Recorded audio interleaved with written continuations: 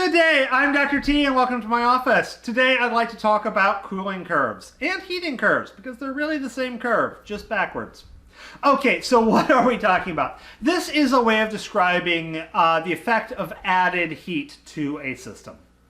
So if I've got a cooling or heating curve, and I will find one over here, then what I'll have is I'm going to start out, and let's say it's a cooling curve. I'm going to start out and I've got a graph, and the heating and cooling curve, the graph axes are set up the same. The x-axis is Q, that's going to be the amount of heat added to our system, and the y-axis is T, capital T in this case, which is the temperature of the system. And so let's say I'm starting out with a solid. I'm going to heat this thing all the way up to the point where it's a gas. I'm going to have my initial temperature, and it's going to start going up in temperature. As it goes up, I should see a nice linear but at an angle line. So I don't mean a flat line, I mean a line. It's straight, but it's going to be diagonal. The slope of the line is going to be the mass of the substance and its specific heat. Together, when you multiply those together, that's known as heat capacity. Of course, the upwards motion of the line is going to be the change in temperature, and the horizontal is going to be the energy. Okay, it is going to keep going in a diagonally straight line until it reaches the melting point of that substance. Now, that melting point will be determined by things like what exactly is that substance, including if it's a mixture, what is it a mixture of and at what ratios, as well as what pressure the substance is on. Obviously, if you squish something down a lot harder, you can pack the atoms in more just by physically squishing them. Okay, but at a certain point, you're going to reach the melting point, at which point, then the added energy is going to go into its entirety into the phase change. So it will be a straight horizontal line. There is no change in temperature when you are in your phase change.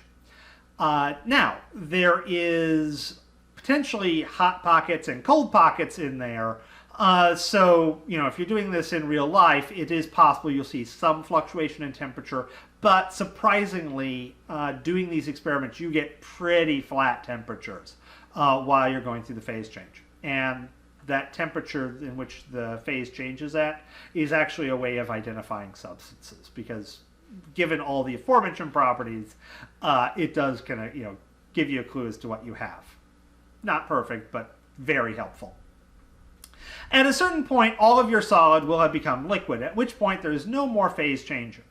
The length of that horizontal line is going to be described by delta H of whatever your substance is, and that's going to be delta H, usually described of fusion, which would be really thinking about that, the energy it would take to freeze it, or it would give off if it froze. But freezing and melting are equal but opposite. So delta H of fusion and times how much stuff you have. Either if the delta H is in units of kilojoules per gram, then it would be times grams. If it's in kilojoules per mole, then it would be times moles. I should point out real quick that delta H's are typically in kilojoules, whereas specific heats are typically in joules. This could be an awkward issue when doing the math on these things, just in case you accidentally forget that. Also, this explains why phase changes usually take so much energy. They take so much energy. It's enough that we use kilojoules instead of simply joules. Okay, eventually it's going to stop melting and just be liquid, at which point the liquid, if you keep adding heat to it, will start increasing temperature, and you will get another straight but diagonal line. The slope of that line is going to be the mass of the material you have and its specific heat. But the specific heat for the liquid and the solid are likely not the same. So the slope won't be the same.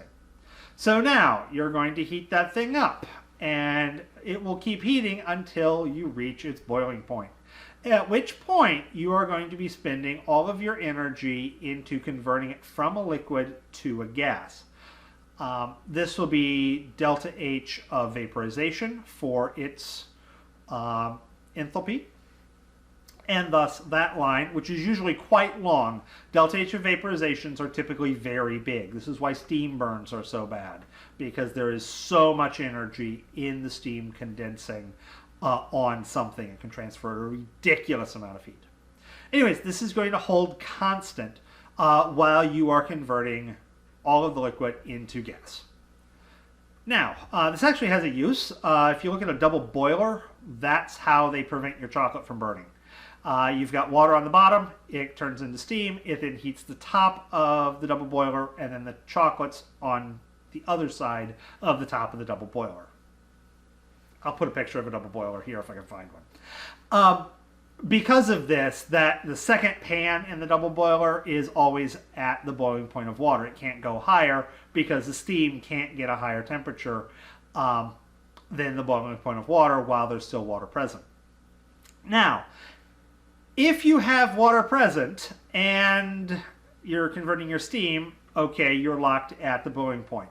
Once all of the material has converted into a gas, as long as you are able to hold the gas there and it doesn't leak out, then you can then start increasing the temperature. And you can just keep increasing the temperature up quite a bit. Although, obviously, eventually, once you get to ludicrously high temperatures, weird things happen. With that said, have a wonderful day.